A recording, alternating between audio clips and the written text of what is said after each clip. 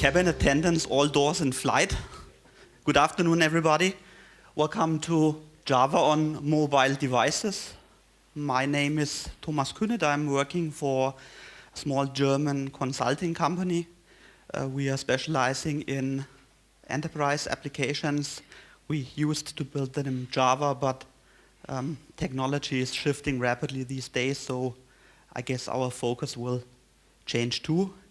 A few weeks ago, I've been to Dublin.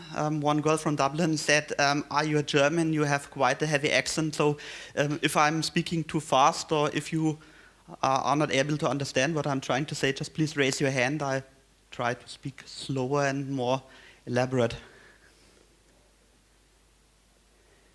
If you take a look at these two devices, there are a few striking differences and a few more subtle similarities.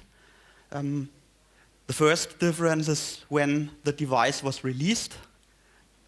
The device on the left-hand side is called Cyan 5 Max Pro. It was common around 2000. On the right-hand side, we've got the iPad Mini 4, which was released around 2016. Actually, they share the same microprocessor architecture. Even this tiny little friend here uses that famous ARM chip that now powers most of Android and iOS devices. Well, and one of these devices runs Java, the other one does not. Speaking of Java, I do not mean Java ME or any other Java version for resource-constrained devices. This tiny little machine, in fact, ran Java 1.1. It was even capable of running Swing 1.0 that was before Swing became part of the Java standard class library. The iPad and the iPhone obviously do not run Java applications out of the box. And so this is what this talk is all about. I will trying to advise you how you can achieve that. To get ourselves ready, let us step back for a moment and ponder about Java's history. In the early 90s, that is long before Java became Java, there was that thing that was called Oak, which was developed at a subsidiary of Sun Microsystems, and a couple of guys at Sun were considering what would be the next wave in computing, and at that time they figured that the convergence between microcomputers and consumer electronic devices would be the next big thing. So they set out to develop technology that would enable this convergence, and what came out of their efforts was technology called Oak. There are a couple of, there is trivia what Oak means. Obviously, the more famous one is that it's named Oak because when James Gosling looked out of his office window, he saw an oak tree. Other sources say that it is read as an acronym meaning Object Application Kernel. It's up to you to think which is more likely. Anyway, at the time when Java became Java, it had turned out that convergence between microcomputers and consumer electronics devices was no valid business plan. First Person, which was that subsidiary of Sun, had tried to sell their technology to cable networks, cable providers, and the guys at that time were just not interested. Fortunately, the internet came to the rescue, and that is why when we all were finally aware of Java, we saw that strong internet relation regarding Java, but we have to keep in mind that originally Java was developed for heavily resource-constrained connected devices. Around 1999, 2000, there was a technology which was named Personal Java, and Personal Java was in a way the predecessor of Java Micro Edition, but Personal Java had not a special virtual machine which we found a few years later, for example, running the Palm Pilot. Was that K virtual machine? No, personal Java ran an ordinary Java runtime environment, Java 1.1, and it was this Java version we found on that Cyan 5 Max. Anyway, and then there was Java Micro Edition, which had its moments on feature phones, especially in the first half of the 21st century. That was before the smartphones entered the stage. Then, of course, there was another technology, JavaFX Mobile. JavaFX Mobile was based upon JavaFX 1.1. That was before we started writing JavaFX applications using Java. There used to be a programming language, JavaFX script. It was that time when we thought that Flash applications were the way to go, and where different companies sought for Flash alternatives. There was Microsoft with Silverlight, and Sun thought that JavaFX might be a valid competitor to Flash. There were plans to provide JavaFX Mobile on phones through cooperation with hardware manufacturers, but that plans did not provide fruit, though we did not find much JavaFX Mobile phones. I guess Sun was just too late. If you take a look at the year, February 2009, the iPhone was already there, and this fellow was unbeatable at that time.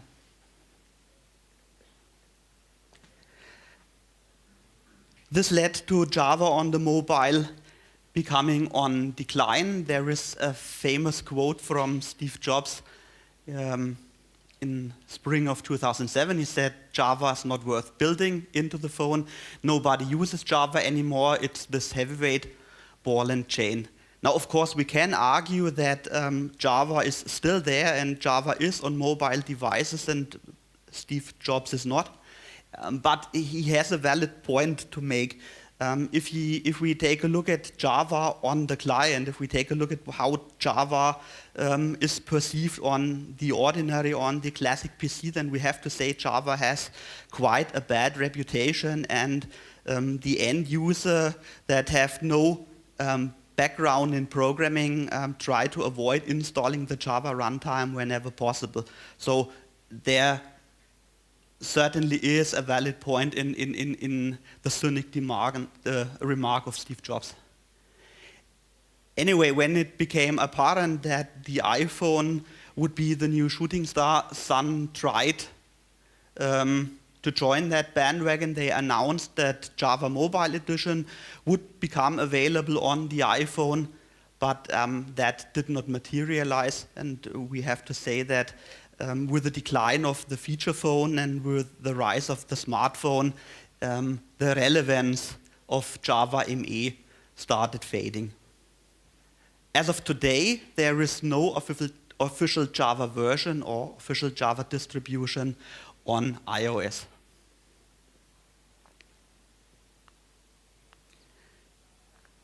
This might change with the availability of Java 9, because at the end of 2015, Oracle announced plans for a new sub-project of the OpenJDK project. There will be, in fact there is, a project named Mobile, and if you take a look at the features, it shall be JDK 9 based, but it shall be headless, which basically means there is no UI toolkit.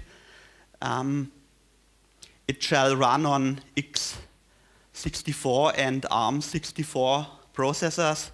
It shall run on Windows 10 tablets, and there shall be some sort of Java launcher helper which will act as a bridge between the Java application and the underlying platform.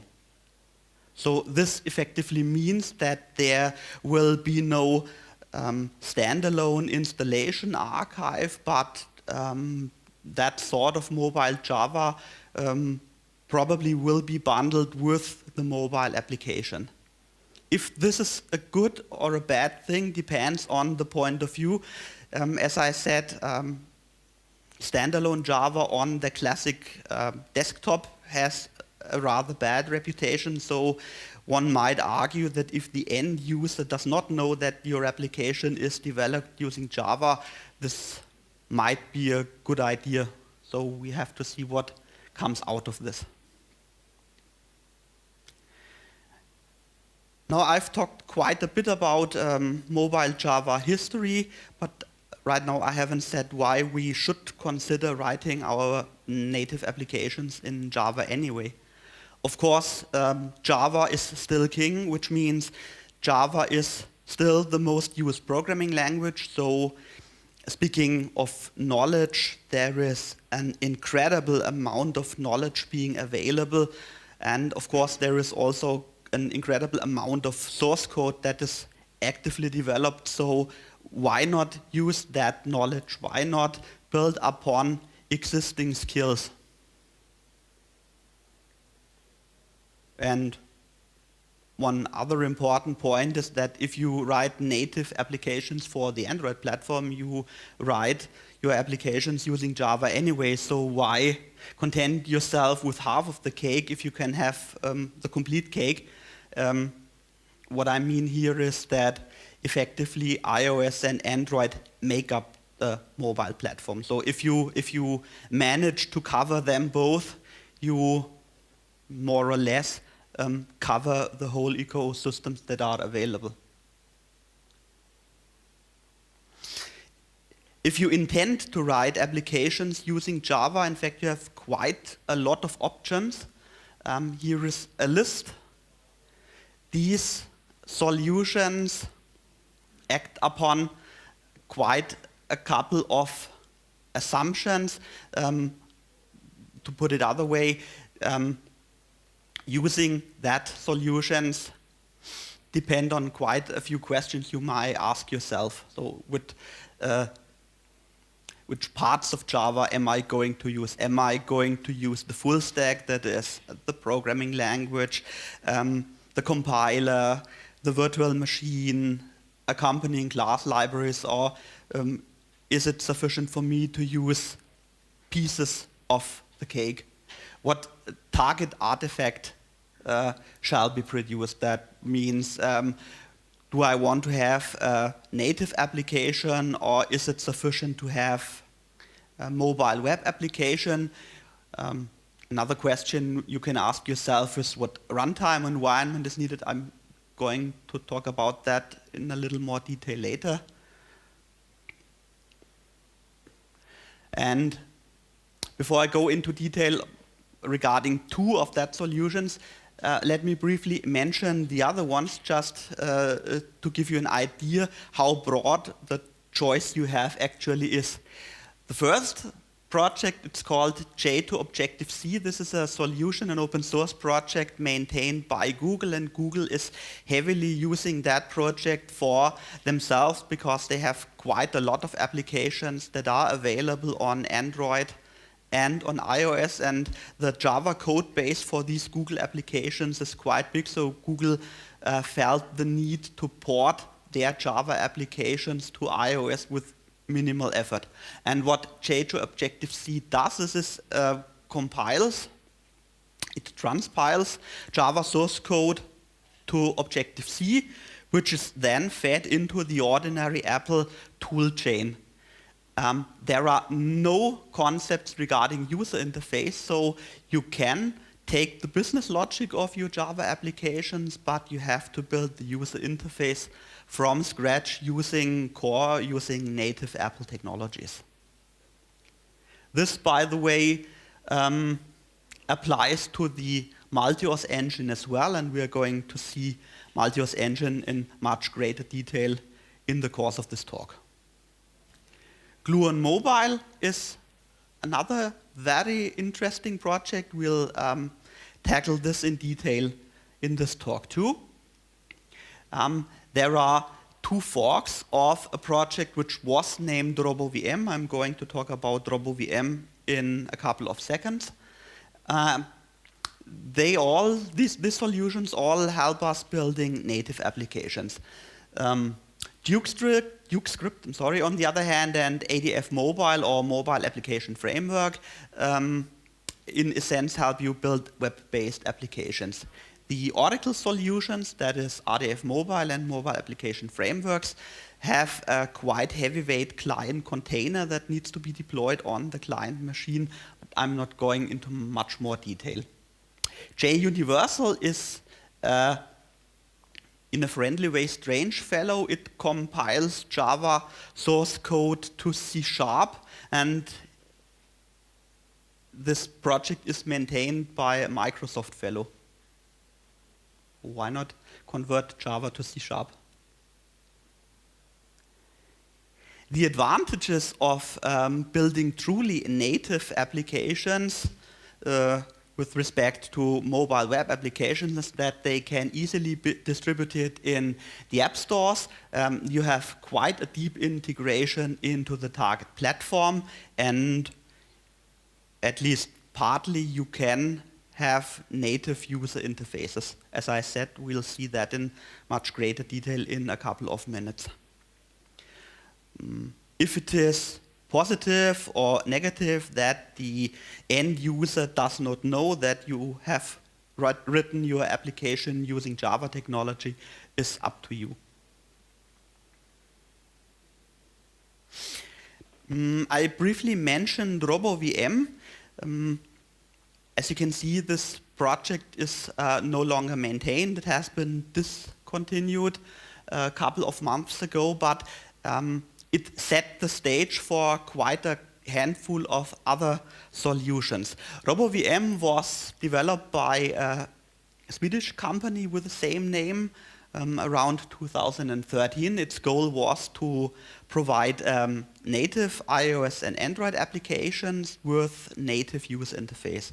And what RoboVM did was take the Java source code, compile it into native assembly language, and add the parts that were necessary to have some sort of Java runtime on iOS devices.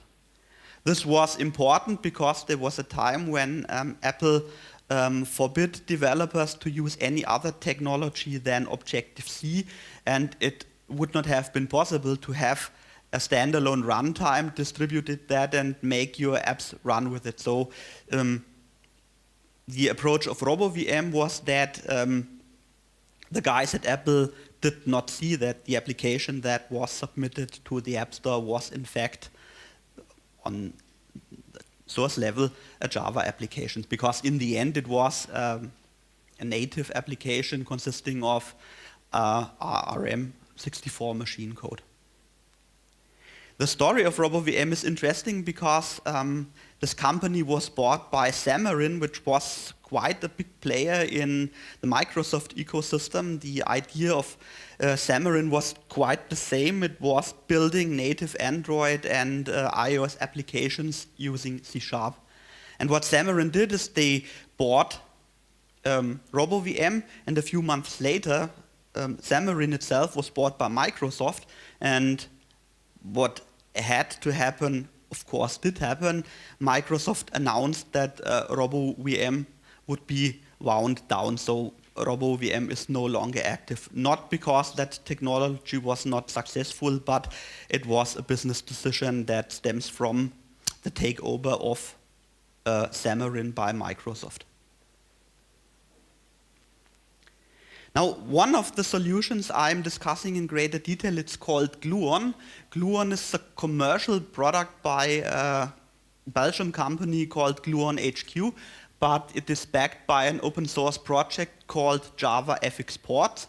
And JavaFX Ports is based upon OpenJFX, which is a sub-project of OpenJDK. And the idea of JavaFX Port is to bring Java and JavaFX to mobile devices, that is, to Android and to iOS devices.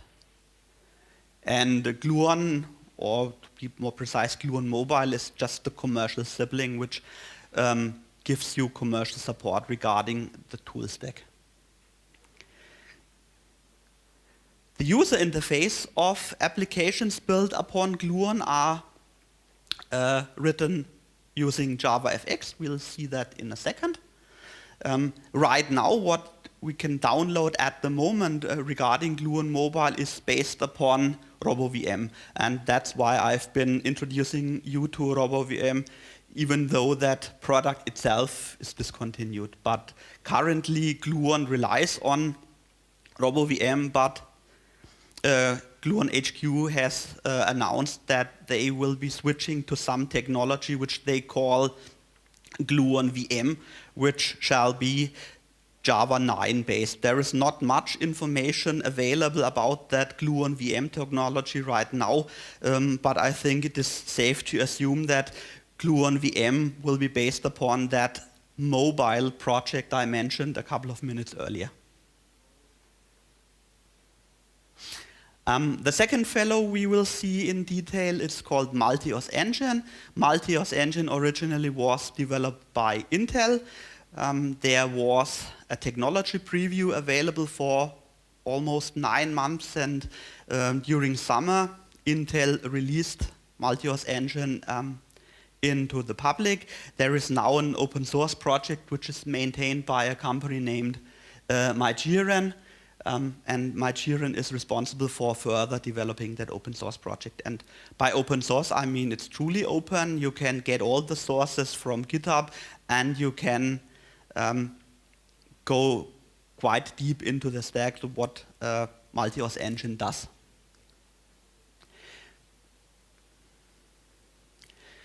What we will be doing in the remaining course of the talk is take a look at a couple of applications. They are all based upon a very small, pure JavaFX application I call the temperature converter to simulate at least a tiny amount of business logic, and we will see how to transform this JavaFX application into a native Android application that is no additional tools. And we will see how to bake that into a Gluon project, this one. And finally, we will see how to bake the code into Multios Engine project. So there are not much slides left. Most of the talk will now be in the IDE. We will start by taking a short look at the JavaFX source code so you get yourself familiar with what the application consists of.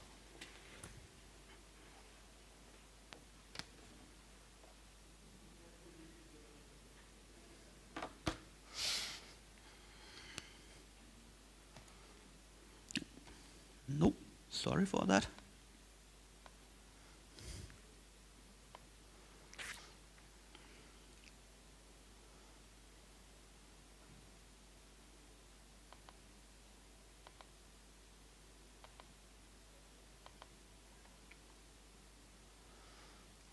As you can see, it's a rather small application. I simulated some sort of business logic, which is implemented in a class called converter.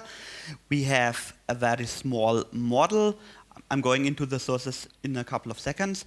We have a small model which uses the business functions in the converter class. We have the main class, and we have typical JavaFX document controller class and an accompanying fxml file.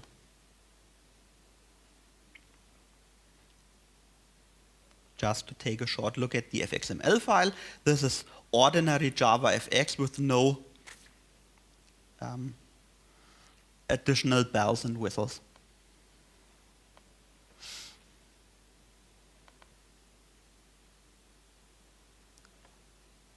The main application class is rather small. It is built exactly how you would build JavaFX applications. There is fxml loader involved. We got a scene which is set on the stage, and the main method just does the launch method as you would do an ordinary JavaFX application. So nothing fancy here, but to keep things simple. The converter class is rather simple as well. It consists only of static methods that, as I said, simulate some sort of business logic. As you can see, it contains of methods that convert Celsius to Kelvin, Fahrenheit to Kelvin, and that essentially makes up the business logic. And the methods of this class are called from within the model. The model actually is built during runtime. We'll go into that class too. As you can see, an enum which defines the temperature unit. We have one getter and setter, get unit. We have another getter and setter which sets the in temperature. And finally, we have a method, you may call it business method, calculate output temperature, which takes the data from the model and calculates the target temperature.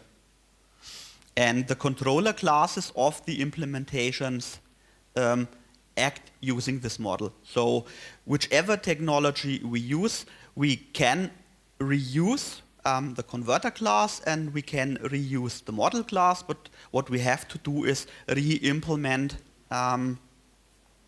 the controller class. Taking a look, 13 minutes to go. I'm not running the application to save some time, but what I'm doing now is I, for now, skip building the native Android application because it is more important to show you how Gluon works and how the Multios engine works. And I do not want to rush too much. So, as I said, I skip creating a native Android application. To use Gluon, there is not much you need to do. Gluon provides plugins for your favorite IDE, that is NetBeans, that is IntelliJ, and that is Eclipse. So using the IDE of your choice, you just have to download and install the Gluon plugin, and you are ready to go. You do need, of course, the Android SDK and Android Studio if you plan to write Android applications. This is a very important first step you need to take. Now I'm going to create a Gluon project. I'm going to create a so-called Gluon single view project. And as you can see, the project wizard is rather simple. I configure here which target platforms I intend to support, Android, iOS, and desktop. Here I configure project folder, package name, and things like that. So I hit finish. Now it takes a couple of seconds until the project is configured. Now if I, Gluon by the way is Gradle based, so regarding Android and iOS we have quite a lot of Gradle tasks we will have to use, but running it as a desktop application is as simple as hitting on run. Now what you see here does not look like an ordinary JavaFX application, but in fact it is. What Gluon Mobile does is provide an additional class library which is based upon the material design language which was introduced by Google. And the rationale behind this is that to make the user feel more comfortable using the application on a mobile device.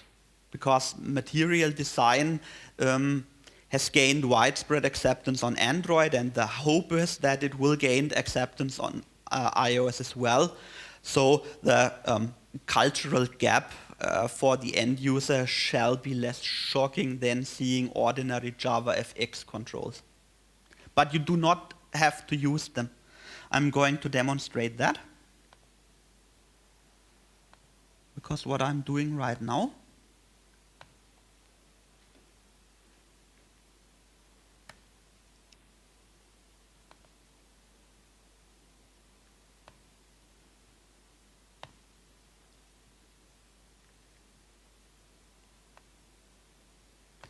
I've deleted the two classes that have been created by the project assistant, And I'm now. Oops, sorry.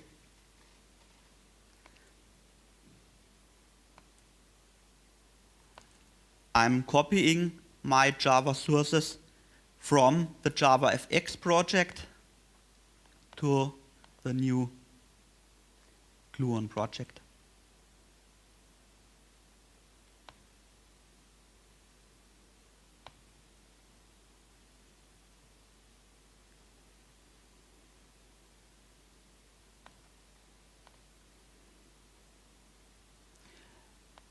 I have to rename that class temperature converter to Gluon application, because when I want to run the Android and iOS application, there are a couple of files that reference the class name, so I have to rename it to fit the project template.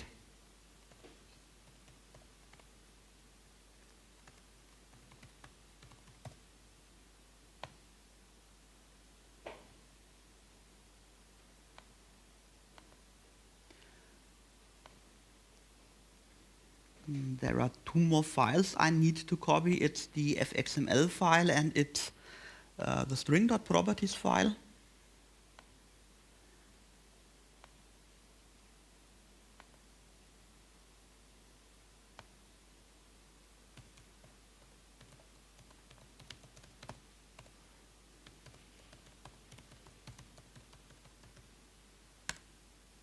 I just created an empty Java package, and this is where I will copy the files to.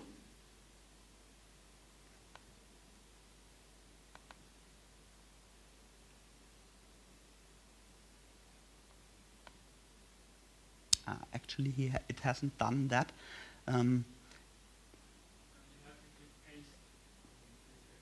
Oh, thanks.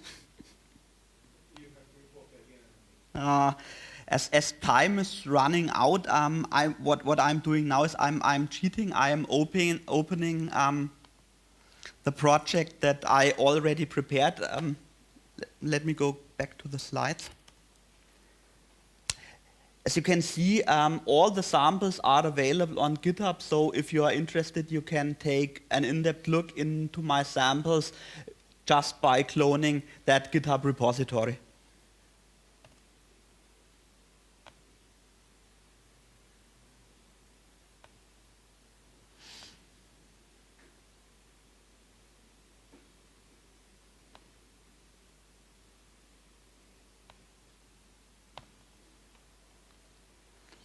So yeah, I'm sorry, but you have to trust me that what I explained to you is what you can see here in this project. So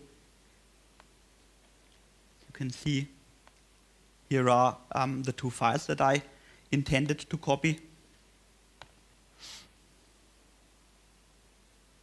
And if I run that JavaFX application on the desktop, it looks as we would expect it to.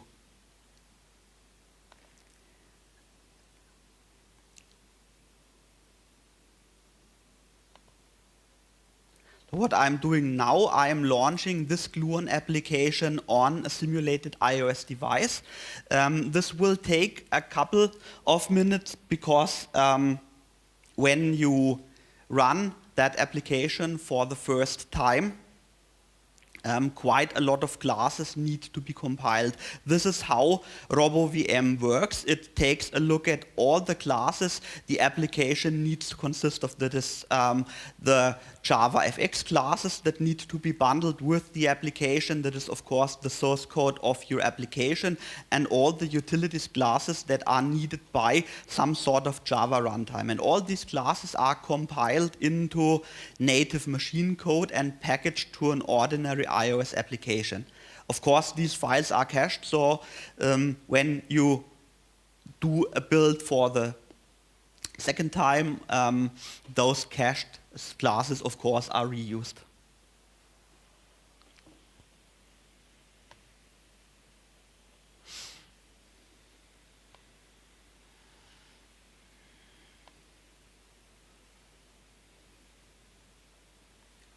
That was too big anyway. As you can see, although this only is a simulated device, you can see that our JavaFX application can be run on iOS.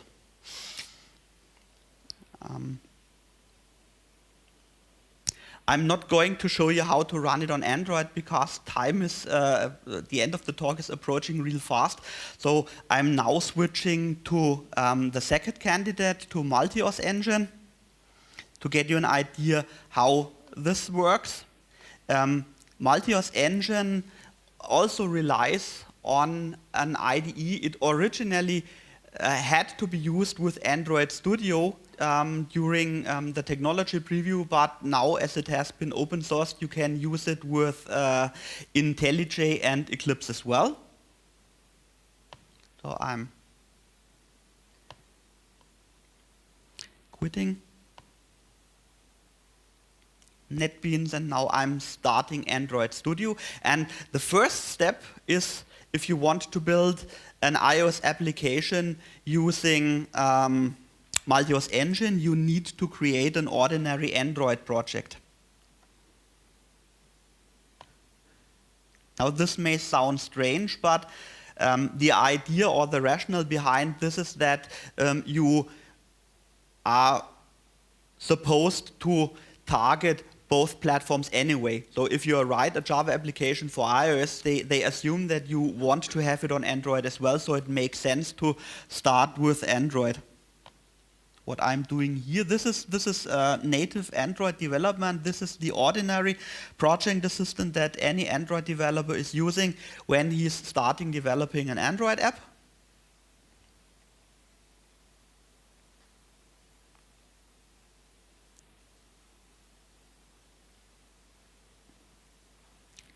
Right? And now the Multios Engine part comes in by creating a so-called Multios Engine module. Modules are a base concept of Android Studio. Essentially, Android apps usually are built up of one module, and Multios Engine relies on that by adding another module which represents your iOS application. I'm creating a single view application. Multios Engine is heavily relies on the native iOS tool chain, so you need to have Xcode installed on your machine, and you need to have the Xcode command line tools installed on your machine, which essentially means that you can develop iOS applications only on Mac hardware. There is a way around this by setting up one so-called remote build server, which means that you need to have one Mac which acts as a build server, and you can run Multios Engine projects on Windows using, for example, IntelliJ, but you need to set up a remote connection to this remote build server. And this one has to be Apple hardware.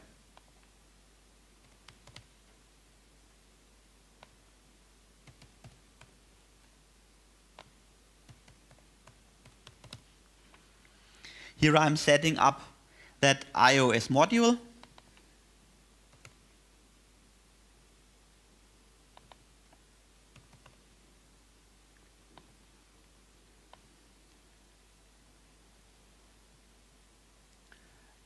Here you can see that the tool stack still needs some tweaking. Usually it takes some time until that module is visible in the Project Explorer. I'm quitting. Here we are.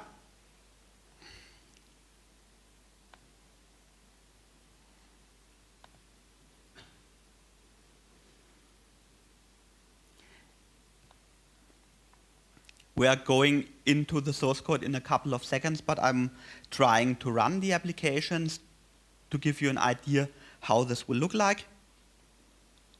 Now in the background, he is creating the iOS application, which essentially means what I told you regarding RoboVM and Gluon. He is compiling the Java sources to native assembly language and packaging an ordinary iOS application.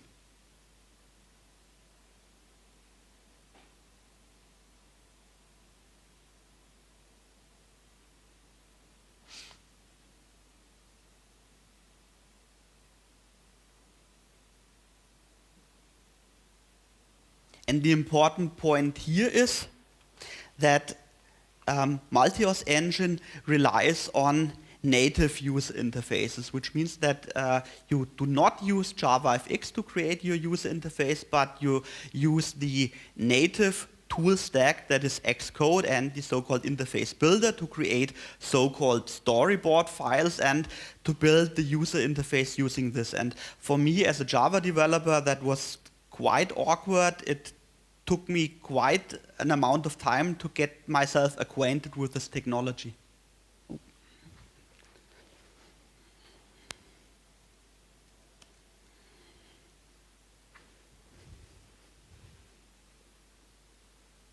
Oops, sorry. Now it's time for the wrap-up. All in all, I found it quite fun to build native applications using Java. Gluon Mobile is quite a mature project. As you can see, building an application with JavaFX components was quite easy, and the fun part about it is that you can reuse existing code base. You have to consider, though, that if you stick to Multios engine, you need to build the user interface using native technology, so quite a bit of knowledge regarding the target platform is inevitable. So being able to use Java business classes is quite interesting, but if you want to build the user interface with native technology, you need to make yourself comfortable with the corresponding tool chain. I'm sorry that the last 15 minutes have been a bit of a rush. Nonetheless, I hope you enjoyed the talk. Afterwards, of course, I'm open for questions and discussions. Right now, as I thanks for listening and have a nice evening. Thank you.